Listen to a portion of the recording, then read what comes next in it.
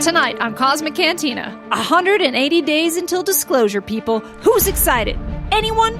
With the recent release of a slew of documents related to the UFO phenomenon, is there anything new and exciting to dive into? Or is it the same old mundane Project Bluebook bullshit?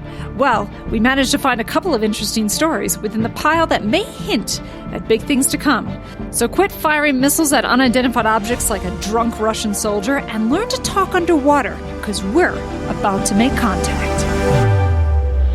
I'm your host, Melissa Tittle, and every week I go to my favorite bar, Cosmic Cantina, and kick back with my co-hosts, Josh Golombeski and Matt O'Connor.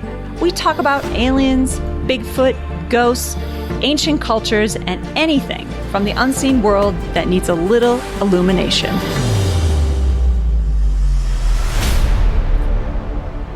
Welcome to Cosmic Cantina. I'm your host, Melissa Tittle, and tonight I opened a bottle of Italian wine because, you know what? It's a Monday, and I'm kind of feeling like I need to drink a whole bottle of wine. Good for you. Boys? Well done. What are you drinking?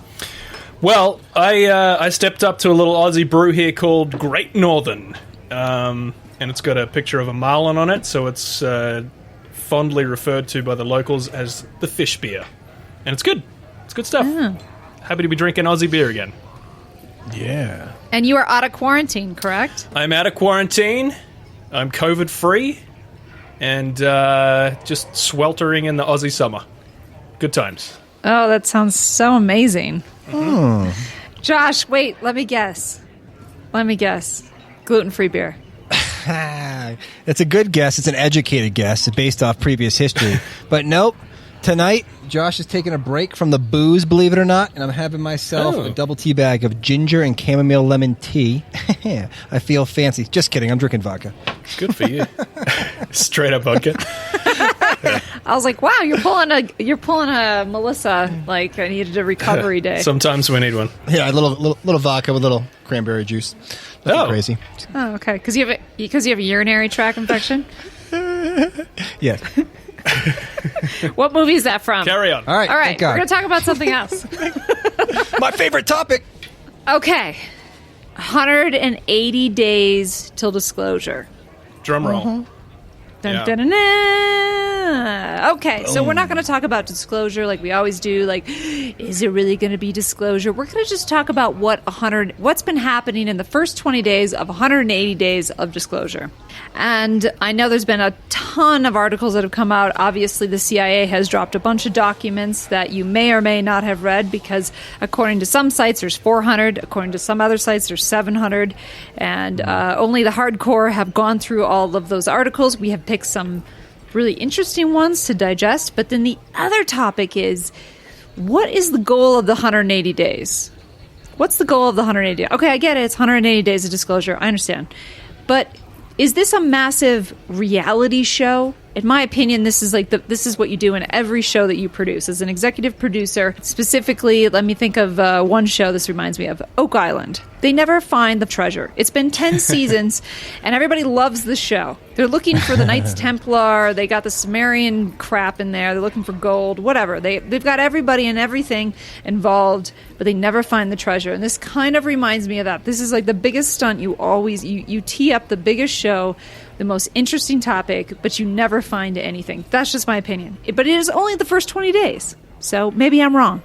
What season are we on right now of UFO disclosure reality TV? We are on season 1, episode 2. Okay, so we're just getting rolling. We're just getting rolling. Yeah, I mean, they might find something. It would be like super disappointing for us to find the treasure of UFOs. I think. Yeah, either way it goes, people are going to be disappointed. So, I don't think it's going to be the big kahuna. I don't think they're going to drop like aliens, like walking off a craft slowly towards the White House, shaking hands with the president. I think this is all still part of a slow drip disclosure. I think we're going to be disappointed. But quickly before you go on, I just saw this great tweet from Jeremy Corbell that broke down a piece that George Knapp, my boy George Knapp, he did on Mystery Wire. Georgia boy.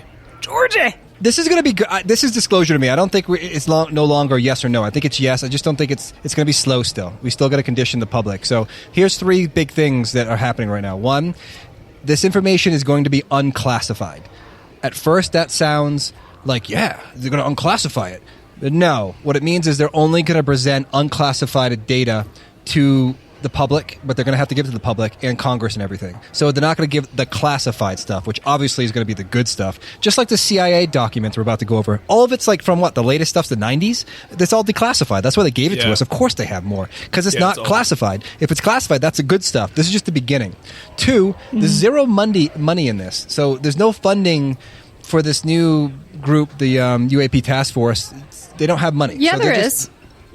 It says no funding was provided to generate the UAP intelligence reports. Just marching orders were delivered.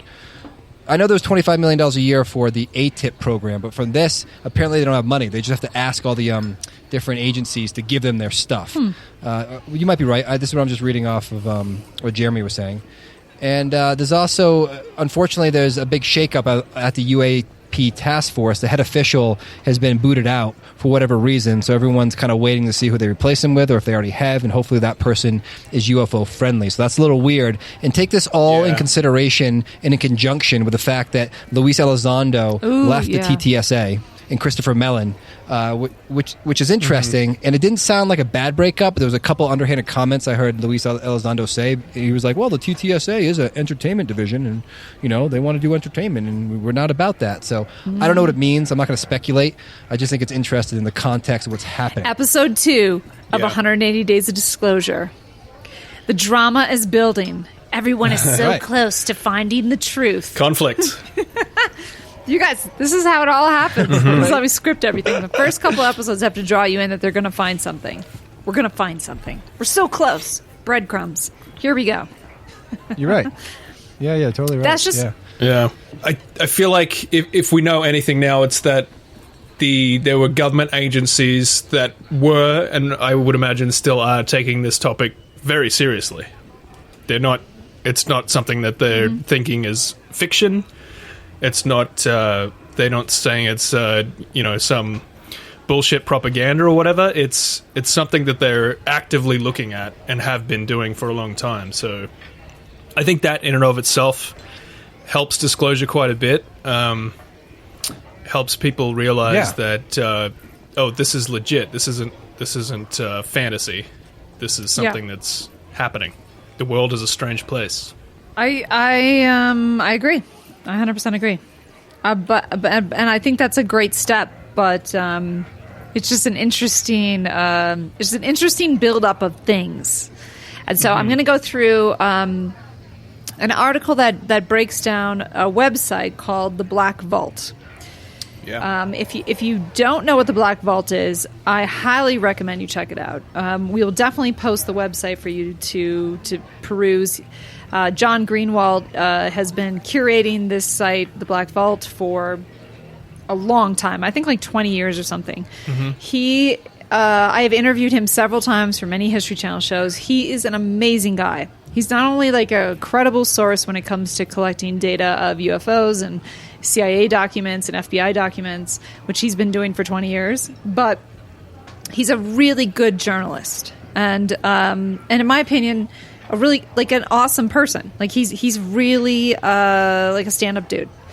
So hopefully we can get him on the show at some point. But this article breaks down 700 CIA documents that have been released, and he's involved with it. And this is kind of his take of the kind of like the top articles within 700 articles worth checking out. Okay. All right. Nice. So this article is titled, "The Truth is in There. CIA Declassifies 2,000 Documents on UFOs Dating Back to 1970 that Reveal a Mysterious Object Was Analyzed by the Agency's Chief Scientist in 1976. That's just one article, but that's like the title of this article to get you hooked. Like, ooh, it's about to get serious. Yeah. So I'm just going to go through some bullet points of this article. A dossier with more than 700 files about unidentified aerial phenomenon, which we are now calling UAPs, which used to be called UFOs, was published on the Black Vault website on Thursday. Black Vault was founded, like I was telling you, by John Greenwald. He spent over 2 decades suing the CIA to release the records and then scanning the pages one by one and then giving his audience a tutorial of like what's been happening.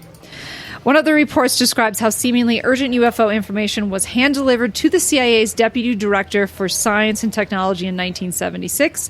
In another report, CIA officials discussed the possibility that UFOs were behind a mysterious blast in the small Russian town of Sasova in 1991. Matt, did I say that right? Yeah, sure. That sounds great. Hey, I'm better than Josh at this. I'm not going to judge you on that one. Right? 'cause, We know that. There's no need to put me in the ground and pee on me and kick my dog while you're at it. I get it. I can't pronounce shit. I'm not R. Kelly. I'm just saying. I mean, I said it right. Nice Yeah. comeback. Okay. So here's some other key points of the files that are not only in this article, but some that John Greenwald's like, check this out, read this through and kind of see what you think. The CIA purports that the files accounted for in its entire collection of declassified UAP intel. Can we just stop there for a second? UAP is a new term as of, I think, last year. Am I correct? Am I correct by saying that? Do you guys know? I think it's gone I think it's been mainstream by a last year, but it's been around Yeah. for like a few years. Yeah, it's been around for Okay, a a while. few yeah. years. But I love that the CIA is like, oh, this is all the files we have that are declassified of UAPs, but they would be UFOs before UAPs, correct? Yeah. Yes. Right? All right, Yeah, I'm I would just- think so, yeah. I love that we had to change the term, but okay. All right, so UAPs. Yeah.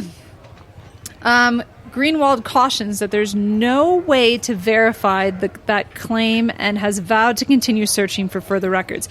Meaning what he's saying is that he does not believe that this is, like you brought up earlier in this episode, Josh, he does not believe that this is all of the files.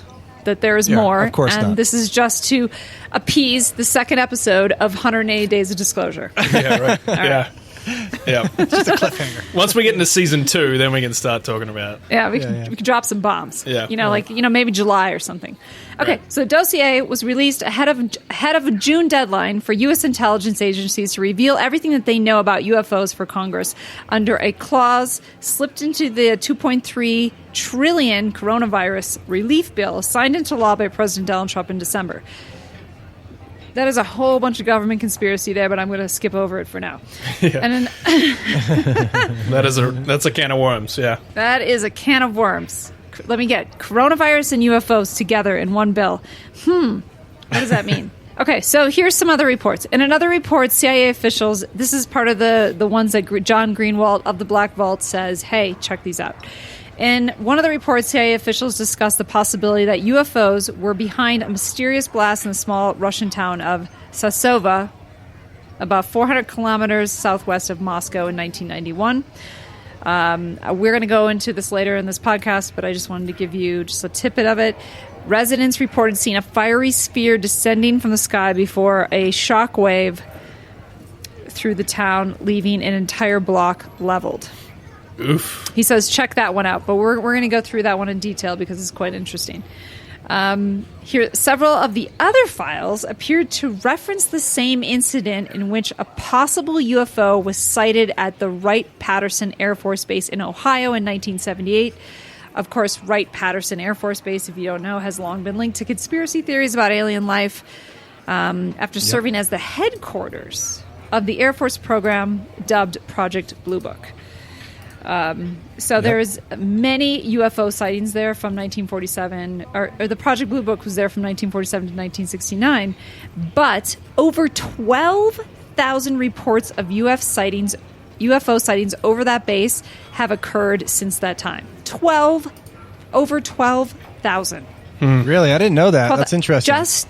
Just over that base. Wow, that's really interesting. Yeah. Since 1947. Crazy, right? That's got to be a mix, though. Like, So, that's all in that report. that feels like experimental aircraft. Because if it's over the base, is it alien or is it experimental? That's a tough call. Or, it's reverse engineered. But that's a lot over just one base, the most storied base in UFO history. That's really interesting. I never heard that before. Right. So that's in this report. Another document that he says to check out is entitled Hypervelocity Test Techniques Discussed. Describes a French study of a force which could be used to deflect the UFOs, defined in the document as undesired flying objects. Okay. Not unidentified objects. Undesired. So that's a whole nother document.